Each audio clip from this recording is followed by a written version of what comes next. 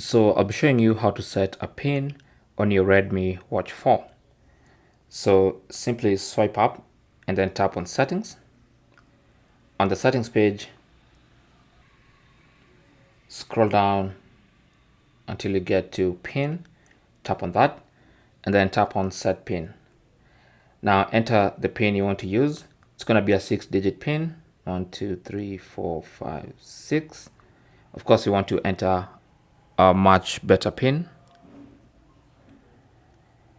Now after entering it, you should see now confirm pin. So that basically means enter that same pin again, and once you enter it, you should see pin set, and that's it.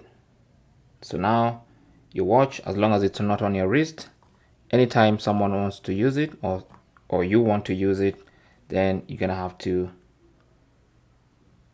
enter the pin to be allowed to access the watch. So that's basically how to set a pin on your Redmi Watch 4. Thanks for watching.